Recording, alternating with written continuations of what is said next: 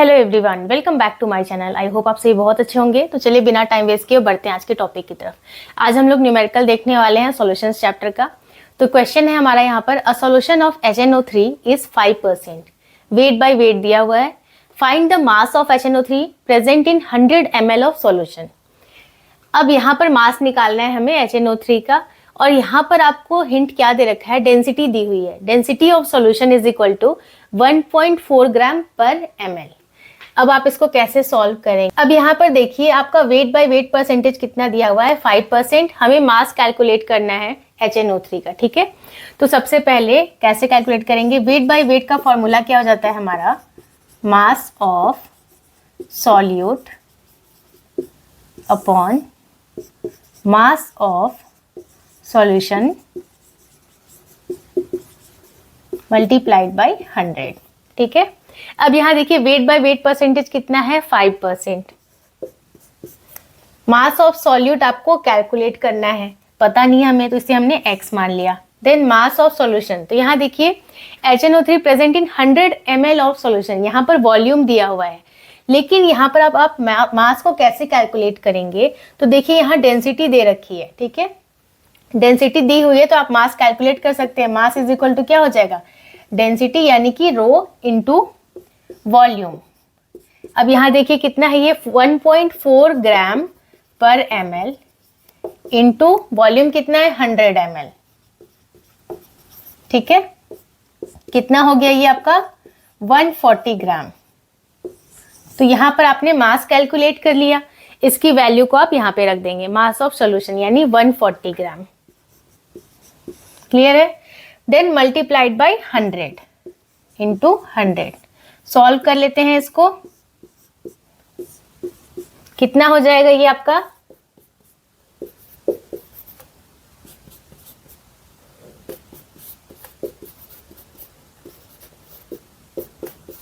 x is equal to 7 ग्राम। ये आ गई आपकी वैल्यू किसकी, मास ऑफ HNO3 की। कितनी है वैल्यू, 7 ग्राम है। ये HNO3 का मास कितना है यहाँ पे, 7 ग्राम। कैसे कैलकुलेट करा? सबसे पहले हमारा फॉर्मूला होता है वेट बाय वेट परसेंटेज का, mass of solute upon mass of solution multiplied by 100। यहाँ पर हमें वेट बाय वेट परसेंटेज दिया हुआ है 5%। मास ऑफ सॉल्यूट हमें कैलकुलेट करना था, उसको हमने x माना। मास ऑफ सॉल्यूशन यहाँ पर नहीं दिया है, वॉल्यूम ऑफ सॉल्यूशन दिया हुआ है 100 ml। लेकिन मास ऑफ सॉल्यूशन हम कैलकुलेट कर सकते हैं क्योंकि यहाँ पर डेंसिटी दे रखी है सॉल्यूशन की, that is 1.4 gram per ml, ठीक है। तो मास कैसे निकलता है, डेंसिटी इंटू वॉल्यूम। डेंसिटी की वैल्यू रखिए एंड वॉल्यूम 100 ml। कितना आ गया, 140 ग्राम आपका मास आ गया यहाँ पे। उसकी वैल्यू को आपने यहाँ पे पुट करा, देन मल्टीप्लाइड बाय 100। इसको आपने सॉल्व किया तो कितना आ गया, 5x इज इक्वल टू 35 यानी x इज इक्वल टू आपका आ गया 7 ग्राम। तो ये हो गई वैल्यू किसकी, मास ऑफ HNO3 की। तो इसी तरीके से क्वेश्चंस आपके एग्जाम में पूछे जाएंगे। यहाँ पर देखिए हमें दिया हुआ है 40 ग्राम ऑफ NaOH है। सपोज कीजिए कोई सॉल्यूशन है तो उसमें क्या है, 40 ग्राम NaOH है प्लस 54 ग्राम H2O है उसमें, ठीक है। तो अब हमें कैलकुलेट क्या करना है, कैलकुलेट करना है आपको मोल फ्रैक्शन NaOH का और H2O का। ये जीटा है, जीटा का सिंबल ऐसे होता है, इट मीन्स जीटा आपको बताता है मोल फ्रैक्शन, ठीक है। तो मोल फ्रैक्शन कैलकुलेट करना है NaOH का एंड H2O का। तो कैसे निकालेंगे, सबसे पहले देखिए अब यहाँ पर हमें मास दिया हुआ है 40 ग्राम है NaOH और 54 ग्राम है वाटर, लेकिन यहाँ पर हमें इसकी नंबर ऑफ मोल्स नहीं पता है। और मोल फ्रैक्शन हम तभी निकाल सकते हैं जब हमें नंबर ऑफ मोल्स पता हो। तो सबसे पहले क्या कैलकुलेट करेंगे, नंबर ऑफ मोल्स। तो सबसे पहले नंबर ऑफ मोल्स कैलकुलेट करते हैं NaOH के लिए।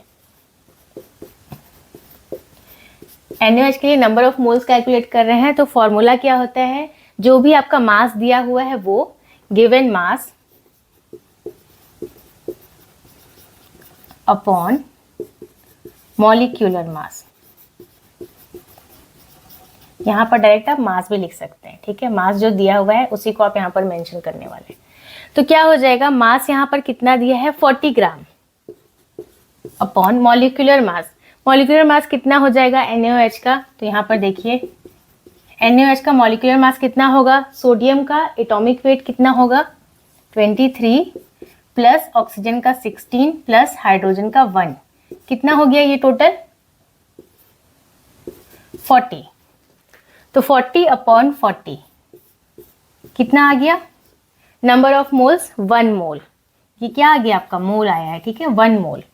तो 1 मोल है आपका NaOH। अब मोल कैलकुलेट करना है हमें वाटर का, तो कैसे निकालेंगे?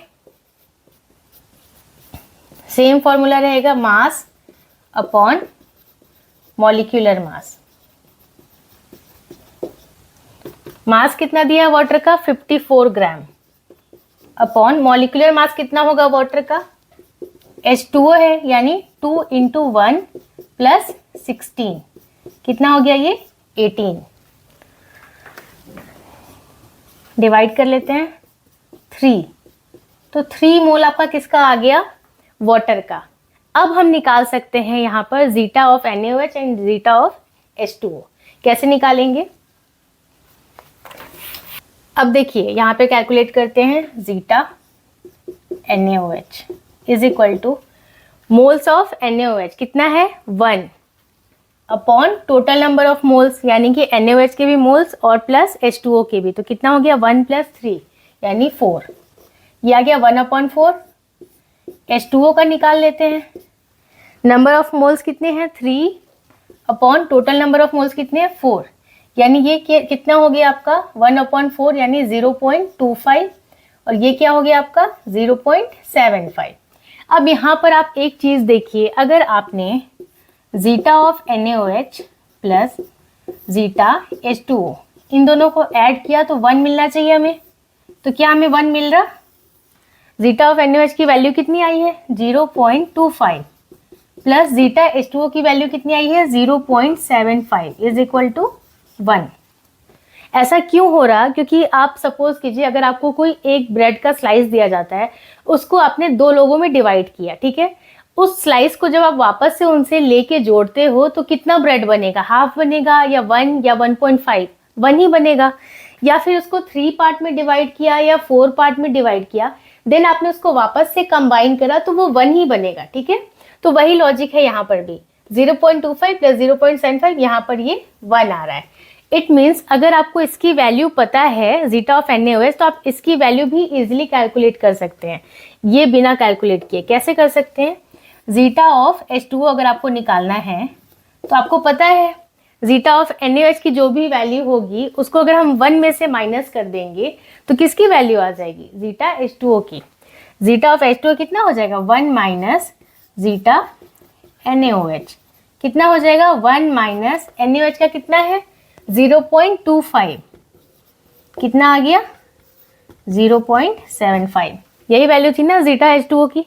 तो इसी तरीके से आपको एग्जाम में भी क्वेश्चन पूछेगा, हो सकता है लॉन्ग क्वेश्चन में भी दे दे या फिर आपको ऑब्जेक्टिव में भी ये पूछ दे, इस तरीके से वैल्यू देके भी पूछ सकता है।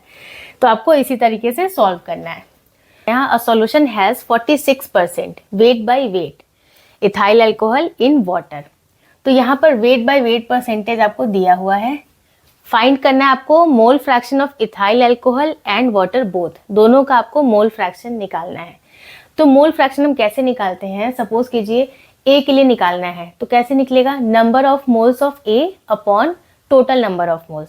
जैसे मान लीजिए ए और बी 2 हैं और हमें मोल फ्रैक्शन ए के लिए निकालना है, तो number of moles of A upon total number of moles of A plus B, ये होता है मोल फ्रैक्शन। तो सबसे पहले हमें दिख रहा है कि हमें नंबर ऑफ मोल्स पता करना होगा, ठीक है, तभी जाकर हम मोल फ्रैक्शन कैलकुलेट कर सकते हैं। तो अब यहाँ पर देखिए दिया है 46% है इथाइल अल्कोहल वाटर में, परसेंटेज है आपका weight by weight percentage. It means क्या है? ये 46 gram of ethyl alcohol is present in 100 gram of solution. यहाँ पर मैंने ग्राम में क्यों लिखा है? क्योंकि यहाँ पर वॉल्यूम नहीं दिया है, वेट दिया हुआ है। वॉल्यूम दिया होता तो यहाँ पर हम क्या लिखते? ml लिखते, ठीक है। अब यहाँ पर हमें मोल फ्रैक्शन निकालना है तो सबसे पहले हमें निकालना पड़ेगा नंबर ऑफ मोल्स। तो नंबर ऑफ मोल्स निकाल लेते हैं पहले इथाइल अल्कोहल के लिए। Number of moles of ethyl alcohol क्या होता है? इथाइल अल्कोहल H5OH, इसके हमको नंबर ऑफ मोल्स निकालने हैं। तो नंबर ऑफ मोल्स निकालने का फॉर्मूला क्या होता है? Mass upon molecular mass. मास कितना दिया हुआ है? 46 ग्राम। 46 ग्राम अपॉन मॉलिक्यूलर मास कितना हो जाएगा C2H5OH का? 2 यानी 24 प्लस ऑक्सीजन का कितना होता है? 1 एटॉमिक वेट। यहाँ देखिए कितने ऑक्सीजन है? 5 और 1 6। 6 इंटू 1 6 प्लस ऑक्सीजन का एटॉमिक वेट कितना होता है? 16। नंबर ऑफ यहाँ पे मॉलिक्यूल्स कितने दिए हुए हैं? 1। तो कितना हो जाएगा? 16 इंटू 1 यानी 16। जोड़ लेते हैं, कितना हो गया? 30 46। 46 है मास और 46 ही आ गया इसका क्या? Molecular mass. कितना आ जाएगा नंबर ऑफ मोल्स? 1। तो अब हमने कैलकुलेट कर लिया है C2H5OH का नंबर ऑफ मोल्स। कितना आया है? 1 आया है। अब हमें नंबर ऑफ मोल्स निकालना है किसके लिए? वाटर के लिए। ठीक है, उसको भी कैलकुलेट कर लेते हैं। Number of moles of H2O water के लिए फॉर्मूला सेम रहेगा, मास अपॉन मॉलिक्यूलर मास। तो मास कितना दिया है वाटर का? कैसे निकालेंगे? 46 ग्राम है आपका सॉल्यूशन के अंदर क्या चीज? Ethyl alcohol. और टोटल कितना है? 100। तो 100 माइनस 46 यही हो जाएगा आपका किसका? वाटर का वेट। कितना आ जाएगा? 54। तो वाटर का कितना आया है मास यहाँ पे? 54 डिवाइडेड बाय मॉलिक्यूलर मास कितना होगा वाटर का? तो यहाँ देखिए ऑक्सीजन का कितना होता है एटॉमिक वेट? 16। 16 इंटू 1 हो गया आपका 16 और ये 2 हाइड्रोजन 2 इंटू 1 यानी 2। तो कितना आ गया ये? 18। यानी नंबर ऑफ मोल्स कितने आ गए वाटर के? 3। ठीक है, अब हमने दोनों के लिए नंबर ऑफ मोल्स निकाल लिए हैं। तो अब हम इजीली मोल फ्रैक्शन कैलकुलेट कर सकते हैं। इसको कहीं पर आप नोट डाउन कीजिए, देन मैं आपको एक्सप्लेन कर देती हूँ। अब यहाँ पर देखिए हमें क्या निकालना है? मोल फ्रैक्शन निकालना है इथाइल अल्कोहल के लिए। मोल फ्रैक्शन इथाइल अल्कोहल यानी C2H5OH इज इक्वल टू क्या होता है?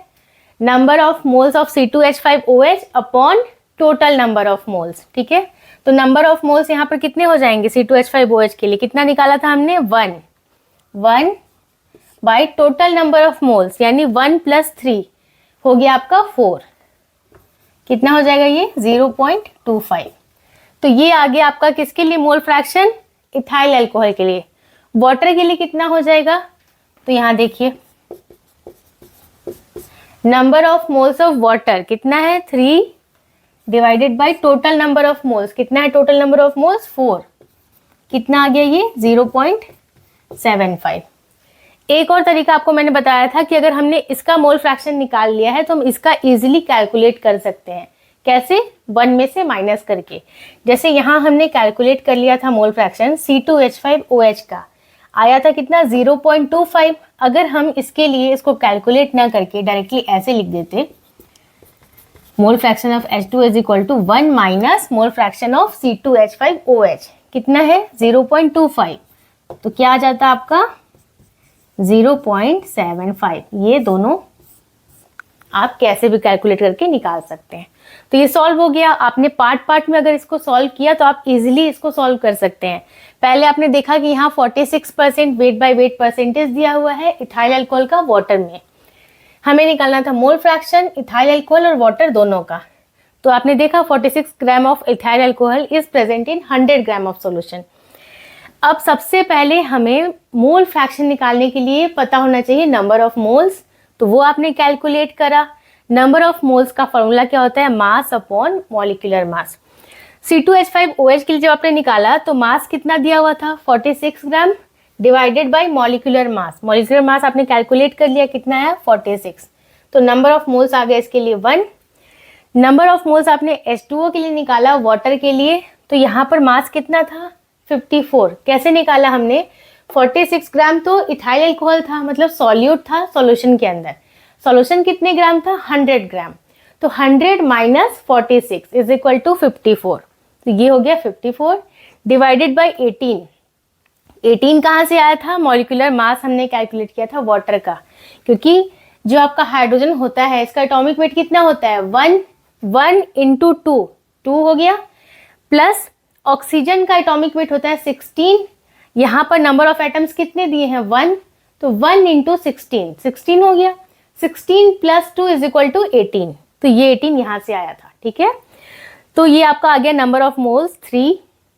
देन हमने फाइनली निकाला मोल फ्रैक्शन C2H5OH के लिए।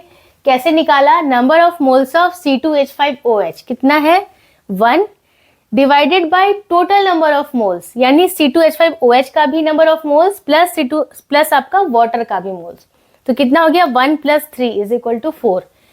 ये आ गया आपका 0.25। देन आपने निकाला मोल फ्रैक्शन वाटर के लिए, तो number of moles of water यानी 3 divided by total number of moles यानी कि 4, ये आ गया आपका 0.75। तो इसी तरीके से आपको एग्जाम में क्वेश्चंस पूछे जाएंगे। So that's all for today. I hope आज का वीडियो आपको यूजफुल लगा होगा। इस वीडियो से रिलेटेड कोई सा भी डाउट आ रहा है आपके मन में, तो you can definitely ask me in the comment section. Video पसंद आया है तो इसे लाइक कर दीजिए। चैनल को अगर अभी तक सब्सक्राइब नहीं किया है तो प्लीज सब्सक्राइब कीजिए। मैं मिलती हूँ आपसे नेक्स्ट वीडियो में, तब तक के लिए take care and bye bye.